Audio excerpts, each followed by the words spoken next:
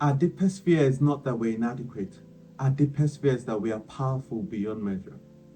You see, guys, at the start of the year, I was in a relatively good place, right? I was, living my dream, the dream I had many, many years ago. But I've always had this kind of sinking underlying feeling that I was underachieving, that there was more to me than what I was doing at the time. This whole thing of almost living from hand to mouth, as it were. I had a good pay, I have a good family, but we were just having just enough, just enough. Yeah, we're going on 1 or 2 holidays, things were comfortable. But I just had a feeling in my spirit that there was just more to me than what I was doing. Now, if that sounds like you're in a good place right now, you're in a comfortable place right now, or maybe you're not and you want something more, then please keep listening. I've got a few things to share with you today.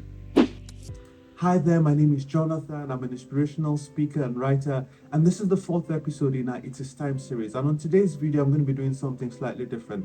I'm not going to be sharing scriptures per se, but I'll be talking about a personal story and just sharing my own journey of how I've been putting some of this to practice. Not perfectly, but I've been trying. Some of the principles we've shared on the series. If you've missed any of those, please do, I'll put a link up there. Now, at the start of the year, as I said earlier, we were in a good place as a family, but a comfortable place, I would say, not necessarily a good place. Because we had just enough. We had some money for savings, we had some money for holidays, but it was almost a little bit too comfortable. Some of the things we really desired, we really couldn't afford. Some of the things, even from where we lived in a 2-bed flat, and it was great, it was spacious, it was enough for us. But for example, if you wanted to have guests over, it was going to be difficult to host guests. So we didn't have enough to kind of do that little bit extra that we would have wanted to do. And at that point, I had to start pushing myself because, I reflected on my past, and I used to be a dreamer, right? A big dreamer, many, many years ago, back in, I think, 2008. When I was dating my wife, and when I started dating my wife, and she asked me, and she said, "Hey man, what's the plan?" I was in university back then, and I said to her, "Hey, I have a 4-year goal, and I had this plan, and the plan was after finishing university, I was going to go and do my national service, because that's what we do back home in Nigeria, where I'm from. And then after national service, I was going to get a scholarship and come study abroad. And then once I do my master's abroad for 1 year, then I'll have 2 years. And in the 2 years, I was going to work for 2 years, make some money, and then we'll get married in 2012, right? So 4-year plan. Now, the plan didn't actually turn out in the sequence in which, we set it out. But God was faithful, and everything I had desired and I had kind of mapped out in that plan did work out in a different sequence, yes. And in the 4th year, we did get married in 2012. And as they say, the rest is history. So I say that to say that I've always been someone who kind of thinks long-term plans, long-term visions, long-term goals. But I've found that in recent times, I've kind of been in a comfortable place. And that's probably because I am living my dream, right? I work with a really good company, I have a good pay, I have a lovely wife, I have a lovely son, things are good. We go on holidays a lot, we have lots of fun together. And I think that's a risk that you and I can fall into, almost settling for less. And the thing is, God has so much more. As I said in that quote at the start, we are powerful beyond measure. And it's up to you and I to kind of step out of that place of comfort and step into this place of fearless growth. Now, so what happened in my journey? So at the start of the year, I decided and I said, you know what, I need to set myself a big goal again. I need to kind of almost set something big, scary, almost that feels a bit impossible to spur me on, to drive and to keep growing. And so I decided that I wanted to double my income. And that, as people do in January, right, everyone sets goals. But I decided this time around I was going to do something different. And so I went and I sought a coach, both business / life coach, a Christian brother who was basically living the good life and was a really good example of all the things that we desired. And we've been working with him since December. We've had a couple of sessions and we've had them together as a family. And that journey has been transformational. Because first of all, the first thing that needed to change was my way of thinking. what I discovered was that I had almost come to the place where I was scared to dream. Now, my wife, on the other hand, she's a dreamer, right? She has no fears at all, right? For me to tell you how difficult it was, my wife loves looking at houses. She loves interior decor. And so we go on Rightmove and she looks at this house that is what, £5 million. And I'm even scared to look at the house. I know we're not buying it, but even to look at it is scary for me. Right? She looks at houses that, are what, £10,000 a month. And I'm going, babe, why exactly are we looking at this? And she goes, for inspiration. Right? So I had basically arrived at a place where I was scared to dream. And I basically configured my dream and put it according to my current situation. And that was one of the first things we had to start working through. Basically, God, please expand my mind and kind of open my mind up as to what was possible, as to, that God had far more out there for me. And we went on this journey together. And I can give you detail much later, but essentially, where we are, one of the things that we had to come to, I'll give you one example. The house we're living in now is a huge step of faith for us. And that was because where we were in a 2-bed flat, and like I said earlier, which was comfortable and everything was fine. But I think we almost needed a change in our location, a change in our circumstance as God was expanding our minds. And so we arrived at a place where my landlord says to us, I want to sell the house and I need you guys to move out.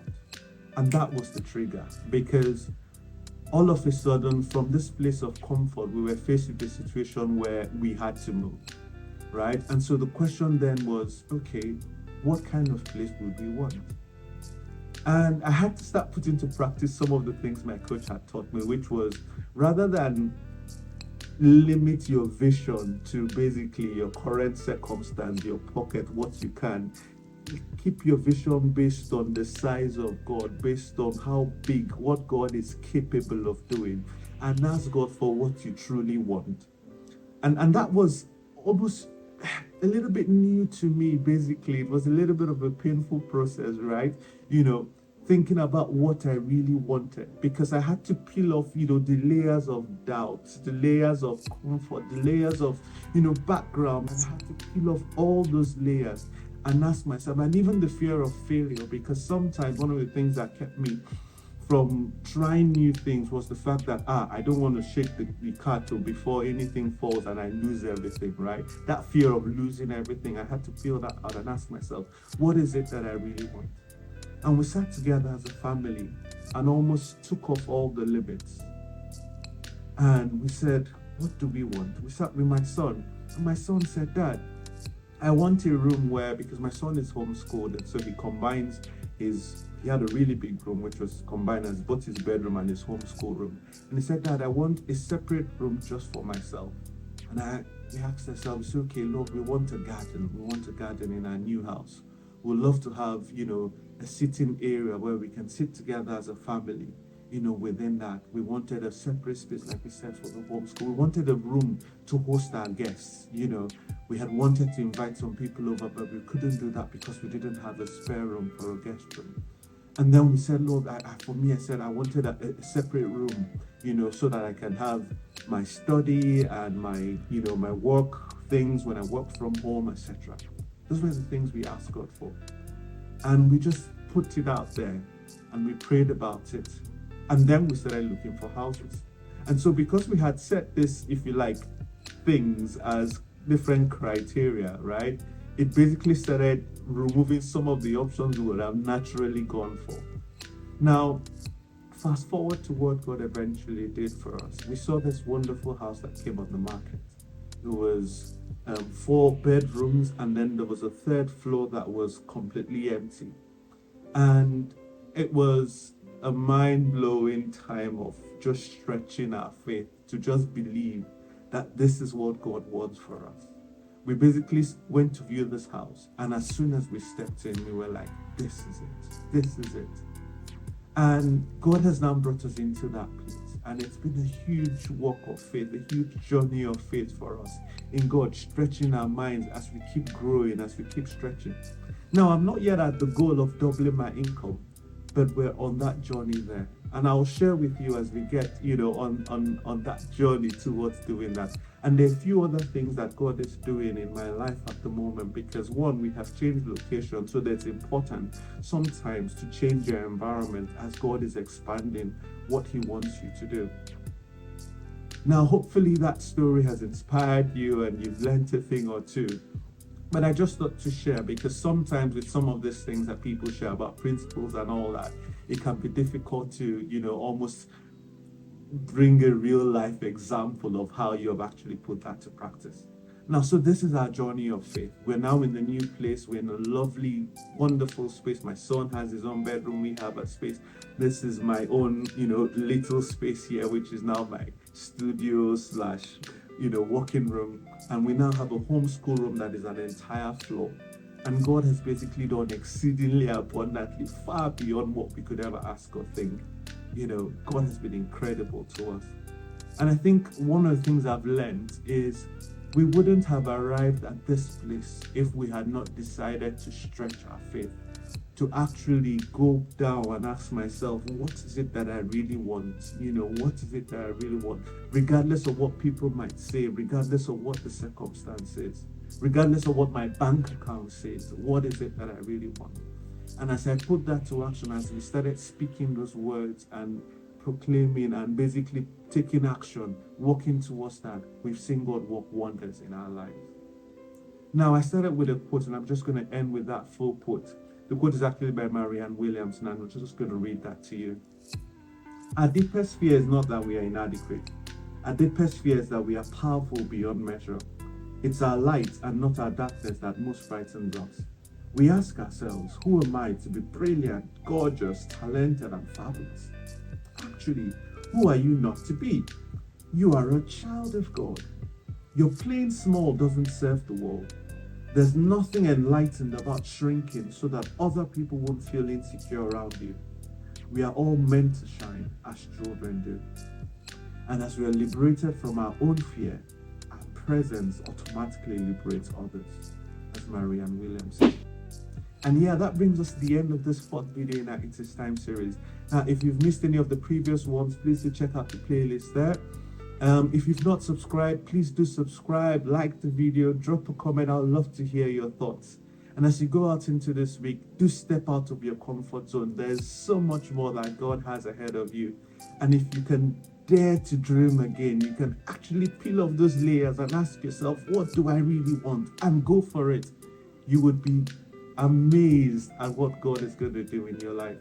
Do have a wonderful week ahead. God bless you. Bye-bye.